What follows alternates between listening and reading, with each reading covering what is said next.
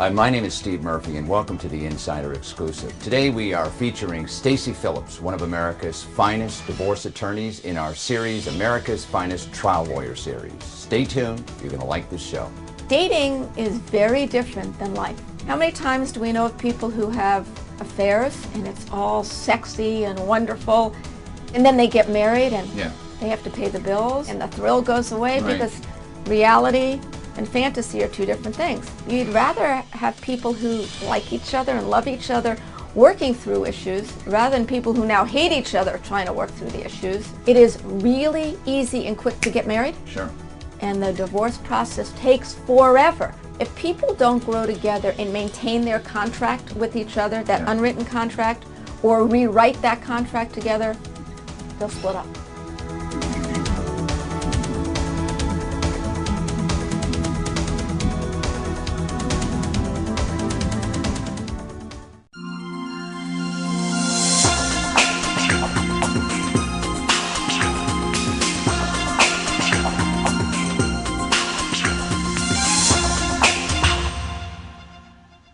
I am pleased today to have with us one of LA and America's most celebrated divorce attorneys, Stacy Phillips. Welcome to the show. Hi, Steve. I see you in the news all the time. You're representing celebrities left and right. Why do they come to you? More left than right. Why do they come to me? I think probably because I care and I work hard and my firm is terrific. I'm only as good as the people behind me. And we're a great team, and we take really good care of our clients, and they know it. What is the public's fascination with celebrities and celebrity divorces especially? It's sort of like you're peeping into somebody's bedroom. They want to know what's going on with those who are allegedly richer or more famous. It's like reading this sneaky little novel. Their lives are just like your life and my life, except they go to rehab more and they make a little more money, or maybe a lot more money. But they put their pants on the same way, but folks think they put their pants on differently. And it's sort of fun for the public to think they get a glimpse of a life that they hope to have. A lot of them, though, some of them use the media to kind of leverage their position. One person comes to mind is Kim Basinger. Divorce that's ongoing for what, 10 years? More than 10 years, that poor child. The question was who did release the tape. And the judges in both the Hasselhoff case and in the Basinger case were very upset by who released it. That's where the focus was as opposed to what the issue was. And in the Hasselhoff case, they believed that Pamela released the tape. And from my intel, she didn't, but she got blamed for it. In the Basinger case, one wonders who released it. Kim's lawyer said they didn't, but how do you get a private tape on TMZ? Right. One wonders. You are a best-selling author, too. And you have a book, which is right here. Would you mind showing our audience the book? Actually matches my outfit. How about that? Red and red. Red for rage or red for control? Which one? Red for power, red for control. It's called Divorce. It's all about control, how to win the emotional, psychological, and legal wars. Yeah, and that book came out about a year ago. It's a best-selling book, right? It's doing very well, thank you. And it's directed towards people to help them handle and manage a very stressful time in their life, divorce, right? You're right. And interestingly, I have had the book quoted against me in court where people said, look, they hired somebody, literally, who wants to control this. This is all about litigation, about Stacy wanting to control the divorce. And each time I've had to explain to the judges who have my book, because just like Apple, I gave every judge my book so they could read it. This is not about litigation. This is about how to take control of yourself and take control of the process, preferably without the legal wars, the psychological wars, or the emotional wars. And to understand why people engage in them and how to step out of the process and control the process in a better way. That's kind of hard for a lot of people because if they've been married for a number of years and they have developed a certain kind of relationship, right? It's difficult for them to step into this new person and look at it from the outside without being emotionally involved, right? You're absolutely right. I mean, think about in a relationship. It is all about control. Take your little channel surfer. Somebody controls the channel. Somebody controls the kids. Somebody controls the money. sort of, you look at the channel as sort of a microcosm of the world. Yes. Well, you have this battle for control in your life in sort of 6 big areas. Well, imagine where things get out of control in a relationship that's supposed to work. And now you're in an out-of-tact family. You can only appreciate that the lack of being able to control or trying to control is just exacerbated. What are those 6 big areas that you talk about? Money, children, health, loss of love or intimacy, growth, personal or professional, and fear, whether the fear is physical, emotional, or psychological. Let's deal with each one of them. For example, let's say the typical breadwinner, you know, the male. The woman. The woman, okay. One of them loses their job. Their role in their relationship has, in their mind, diminished oftentimes. Correct. It shouldn't be, but that's how it often they perceive it. Reading your book, how do you address those issues so they can balance a changed relationship? You actually got the book right on. This is not only about divorce. It's about how to maintain your marriage and your relationship. And in my book, I talk about growth or loss, and in that sense, losing somebody's job, where you feel if you've lost the job that you don't deserve the same respect, you don't bring the same kind of money, and it's your partner's job to help you not feel that way and work together. But often people can't do that. You have sort of an unwritten contract and unwritten roles, and if those roles change or need to change, somebody gets sick, somebody loses their job, somebody's parents are not as successful, so that money that's being fed in is gone. Things change, the contract changes, and many times the relationship can't sustain the change. Yes, let's face it, most people when they go into a marriage, they really don't think too much about it, do they?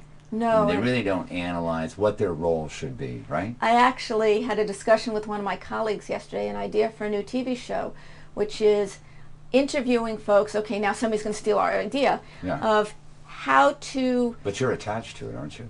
In my own way. But I haven't promoted this yet. How to figure out, like in the Catholic Church, they make you go to therapy or meet with a priest before you get married. Is that a good idea? Oh, it's a great idea. Oh, okay. So this TV show would be taking couples on how to make sure they know each other well enough to get married. It is really easy and quick to get married. Sure. And the divorce process takes forever. Well, you'd rather have people who like each other and love each other working through issues rather than people who now hate each other trying to work through the issues. Yeah, I think like in businesses, marriages are quite similar in that you have to set certain objectives. Like oftentimes when people get married, you know, maybe the guy doesn't want to have kids, but he really doesn't admit it, right? You're right. Or maybe the wife really doesn't want to have kids, but she doesn't. They kind of casually, you know. They don't talk about They those don't talk important. about it. And interestingly... So should there be a checklist? Absolutely. You've got a checklist in your I book? do. Do you? I have it in my book. I have it on my website. What are some of the key things that people should go over in a marriage so they don't have to visit you? Or do you want to let them know? I'm sure. How to handle money. Yes. How to handle intimacy.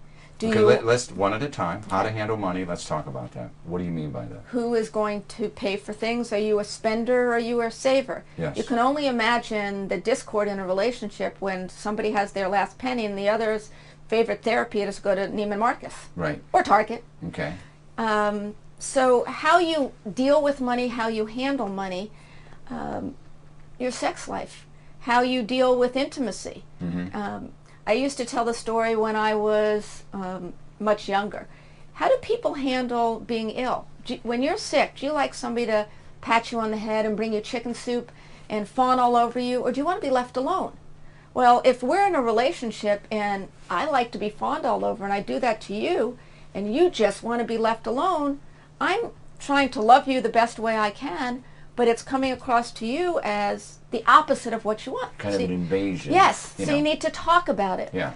And most people, they either don't talk about it, they don't experience it, and if they experience it, they shove it under the carpet and think it will go away.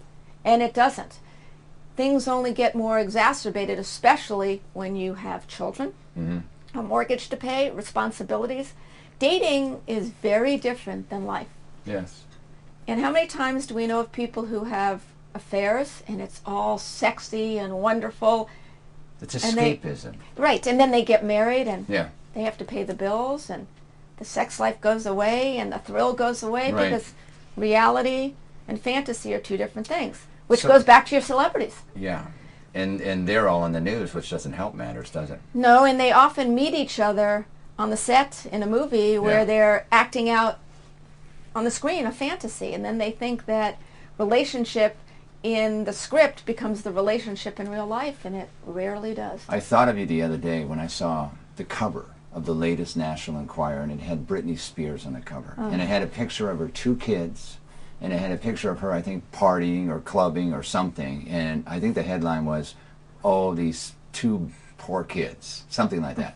They have to contend with that too as a celebrity, don't they? All this media hype and, you know, whether it's true or untrue. Do you find most of that media hype untrue? Well, there is a thought that the National Enquirer, the Globe, and the Star get the first real news before anybody else does. Real news? Real news as opposed to the scoop. How's Yeah, that? right. Other than UFO landings.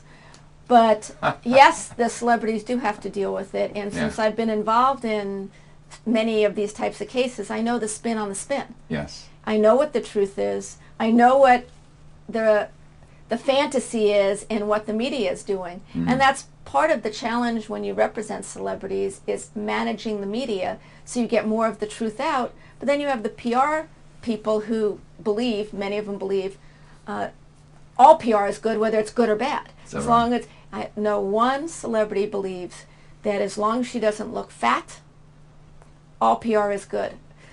Well, I don't agree with that, and I've Yeah. had many instances where I've had to call a client and say, I just wanted to tell you the Star's coming out with a cover showing your ex romping in the surf with his or her new boyfriend or girlfriend, and I'd rather you hear it from me, or I just want to tell you that your erstwhile ex is now pregnant even though you've only been separated for 30 seconds.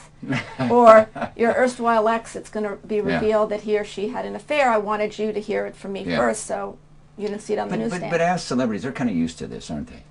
I mean, they are. They see it all the time. I'm probably the wrong one to ask. Yes, they see it all the time, hear it all the time. Some like it. They better get used to it because that's their life, and some feed it. And some basically have arrows to themselves, say, look at me. Right. Falling out of cars, drunk, going into all the different rehabilitation facilities and flunking, finding religion and not knowing any favorite quote of the Bible. Yeah. As I watch a lot of the young celebrities who are arrested DUIs. It's very sad. Yeah. What they don't realize, I think, and you're probably one of the better persons to know this, is that they soon become uninsurable, don't they?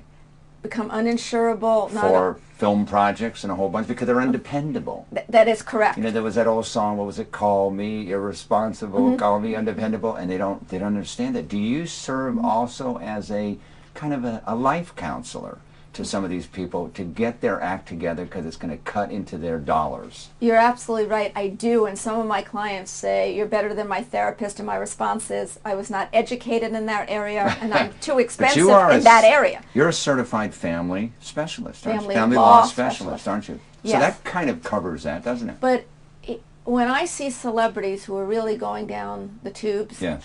and they're going through a divorce, I get very frustrated because I know if they were my clients, I would be much more directive and make them take responsibility and do my best to the extent I can to help them manage their lives better. Yes. And when I see that their lawyers are not doing that, you know, is that my job? Maybe not, but is that who I am? Absolutely. Right. The Kim Basinger case has been going on for, what, 10 years? Yes. How can a divorce case go on for so long? Well, I'm just wrapping up, but I'm not wrapping up a post-judgment custody battle that's been going on for 12 years. When you have children, Yes. it goes on until the court has no jurisdiction over them when they're 18 or 19, still in high school. So what happens in the meantime? These temporary kind of Band-Aid settlement kind of things? Yes, and that's a very good way of phrasing it. You think that you have a final resolution, but in each instance, looking backwards, it's a Band-Aid and Right. a Band-Aid and a Band-Aid.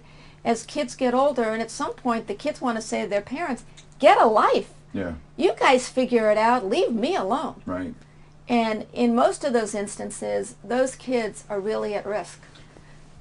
They're at risk for alcohol or drug dependency because Yes. many of their parents have those issues. And when you are the focus point of a bad parental relationship and you're being pulled in two directions, it's very hard for you as a child to develop into a healthy human being. Remember, that child is made up of both parents. So when the father says, "You're just like your mother," and not as a compliment, that child is going to take that Sure. as an insult or vice versa. You were mentioning earlier there are 6 areas of contention, if you will, Yes. in marriages. One of them is money, one of them is intimacy, one of them is children. What are the other 3? Health, growth, and fear. Talk about the growth. Well, if somebody, 2 people, and I've had this happen in many of my relationships, my clients, especially when I represent women who are the primary breadwinner, who are the primary breadwinners.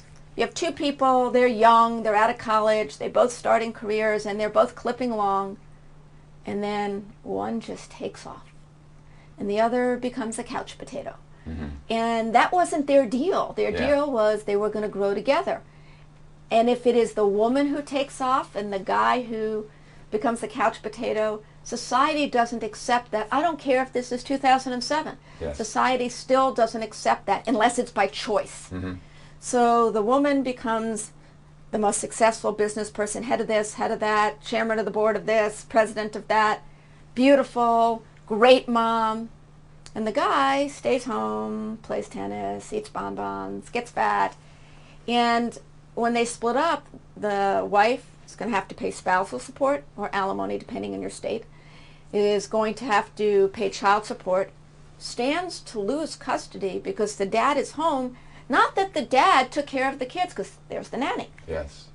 And that's one of those great examples of growth in a different direction. If people don't grow together and maintain their contract with each other, that unwritten contract, or rewrite that contract together, they'll split up. Let's face it, everybody when they get married, they think they love each other. That's a positive, pretty good guess, right? No. No? You would think that people get married because they love each other. In the past 6 months, I have had 2 clients who have told me that they got married because they believed that their soon-to-be husband would be a good provider and a good father. Stunned me. So I was looking for security, kind of. Security and a lifestyle and a different kind of love. I hate to say this, you might disagree with this, but I read one time that 68% of all men who get married, no matter what age, marry for love. And only 38% of the women do. They marry for other things like security. You know, is this guy going to be a good provider and that sort of thing. But my real question was this. I believe that. I believe that statistic. Yeah, if, for example, most people get married because they like each other, okay? And there may be an issue of, you know, someone might make a lot of money, because money is always a big contested issue. Shouldn't you advise everybody to get some sort of prenuptial agreement before they get married? Not everybody. I believe in prenuptial agreements in 3 instances. I always speak in 3s. Let's see if I get 3 this time. 1, if you've been divorced before and you don't want to go through it again. 2, if you have children from a prior relationship, family, and you need to take care of the past and then take care of the present and the future. And 3, if you have family wealth. If you are from a family that passes money down from generation to generation, then you should have a prenup. But if you have 2 people who've come straight out of school, they both have the same chance of success, and I've said this to clients, and one wants a prenup and there's no reason to other than being selfish, I tell them run as fast as you can, because if this person is not going to be generous when they're in love with you or in like with you, they're not going to be that way when they don't like you anymore. Although the flip side of that is most people think that a prenuptial agreement is restrictive and gives somebody less. Sometimes a prenuptial agreement is the best thing that could happen to the recipient spouse. I've done prenuptial agreements where, but for the prenuptial agreement I drafted and negotiated, person would have gotten nothing, and instead they get bazillion millions. Bazillion millions. Bazillion millions. You like that phrase? I like that. Okay. Hey, listen, I understand that you've had some very interesting challenges and cases. What are some of them? Well, people assume that my interesting, challenging cases are my famous people? Yes. Not true. I mean, I can tell you some of my famous people. But the more interesting, challenging cases are the ones of people you never hear about. A wife of a hedge fund owner, a wife, or actually a husband who 2 seconds after his deal was made, he sold his company for $1 bazillion million, or millions, and then the wife came back and said, I want more of that, so I had to deal with the husband, and the spread of the valuation of the business from our side to their side was $60 million spread. Okay. You'd think that appraisers would sort of get their act together. $60 million difference. Pretty good deal. You were representing the wife? No, I was representing the husband. Okay. He paid $3 million more, and that was it. Now, $3 million is a lot of money. Yeah. But when you're talking about a potential spread of $60 million, and he had already taken out about $60 million, $3 million to him was just a little bit. What about some of the interesting challenges? A lot of, I guess, men or people with money try and hide that money. Yes, and I have fired clients who have told me they are hiding money because you're not allowed to perjure yourself, and as a lawyer, I'm not putting my bar card out for anybody. Yeah. And I then send them elsewhere. And I don't know what they tell their next lawyer, but you're absolutely right that people do try to hide money. And our laws are really clear. If you hide, you may have to give it all away. Like the woman who hid her lottery winnings, and my partner ended up representing the husband after he just inadvertently got a letter from the lottery. And they offered to share it 50-50, my partner and his client. And she said, pound sand. Well, guess what? The trial court and the appellate court gave the entire take to my client. That's fabulous. Because the wife did not follow the rules.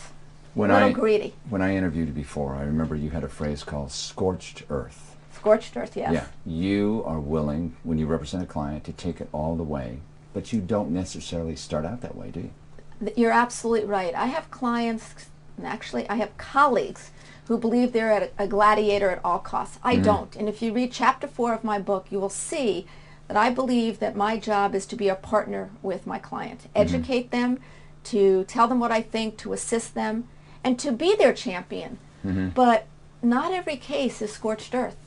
And I don't believe in scorched earth just to destroy everything. I believe in being a fighter. Fair and equitable. Fair and equitable, and an advocate, but not just to kill everything in your wake, especially not children.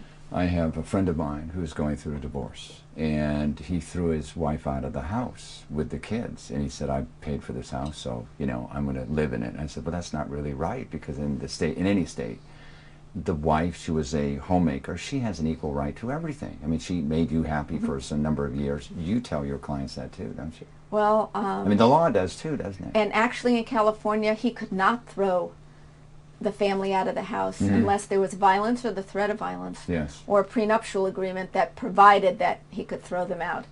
And that's just wrong. Yeah, and it starts things off on a very aggressive note. That would make a judge pretty angry if you heard all that, right? Well, it depends on the circumstances. What people tell you happened and what really happened are not two different stories. Exactly. There are 3 typical divorce wars, right? Yes. What are they? The emotional, psychological, and legal wars. You want some examples? Yeah. Emotional is when you're sort of playing with somebody's heart. You show up at the baseball game with your son with your new little blonde Trixie on your arm because you're messing with your ex, making them feel bad. Yeah. Psychological wars. You remember the movie Gaslight? Yes. When you're really messing with somebody's head, you make them think, are they going crazy? To me, that's the worst war. And then the third war is the legal war, which can subsume and include all the other wars, whether it's motions and commotions, faxes, letters, hearings, trials, and that costs a lot of money. Yes. And it's very caustic as well. And again, it can include all the other wars, but a psychological war to me is where you're really messing with somebody's head. People literally go crazy. I had a client who, it just didn't feel right to me, so I fired her. And a couple of years later, she killed herself and her 3 kids. Oh, that's bad. Very bad. But I knew something was wrong, and there was some psychological war going on there. Right. The legal war was pretty minimal. The emotional war was pretty minimal. But this is a really bad time for people. Sure it is. And when somebody else pushes a button, that could cause an explosion. In California, I know, when a celebrity gets divorced from somebody else and he has all the money or she has all the money, to treat people equally, the court allows the person with all the money to pay for the other person's legal defense while they're fighting it out in court, don't they? The statute and the courts allow that the earning spouse pay some, rarely all, of the other person's legal fees. Some. I have gotten all my fees in 3 different cases, but that is virtually unheard of. Mm-hmm. I had a potential client say to me yesterday, well, he's going to pay all my fees. I said, no, he's not. Well, I have no money. Yes. Well, you're going to get support, you're going to get your share of the assets, so you're going to end up paying for part of your fees. Mm-hmm. But I have no money. Well, that's not the way the law works. However, yes. Unlike in a business dispute, they try to level the playing field, and so the earning spouse is going to pay support, fees, and for the value of the business. Sort of 3 bites Mm-hmm. at the same apple. Do you only handle celebrity or high-profile divorces? Absolutely not. Okay. I need a balance in my life. Okay, so when our audience is watching this, and I want you as my lawyer no matter what you cause, right? One would hope. But I handle the real people of the world, and frankly, the real people of the world have real challenges, and it's fun. I mean, this is a business challenge. Yes. I want you to show your book again to the camera. You can buy this on Amazon.com. Divorce, It's All About Control. Stacy Phillips, right? That's right. And you had mentioned there were some practical ways to prevent people from controlling, your relationship. Just real briefly in the time that we have left, what would you say they are? Well, recognize when somebody else is trying to control your relationship. Yes. 2, pick a really good lawyer who will be your partner and assist you in that so that... And your friend. Well, yes, but not too close. And that's probably my greatest weakness. I end up becoming friends with many of my clients. So they're calling you all the time. Oh, they're calling me all the time. Pick a good therapist. Yes. Or your priest or your rabbi, somebody to talk to, because you know people who 10 years later you go out to dinner and they're still griping about what that ex did to them. Mm-hmm. You want to be able to move on. Sure. Keep in good health. Yes. Go to the gym, have a makeover, and I don't mean an excessive makeover, because that's another area of my book, are the inability to control within. If you drink too much, eat too much, work too hard, don't work enough, don't sleep enough, those inner demons. Got to have a balance. And don't we all strive for that in our Yeah. lives? And some of us do it better than others. Good. I want to thank you very much for being on the show and coming here today. It's been a pleasure, and I'll have you back again. Keep up the good work. Thank you.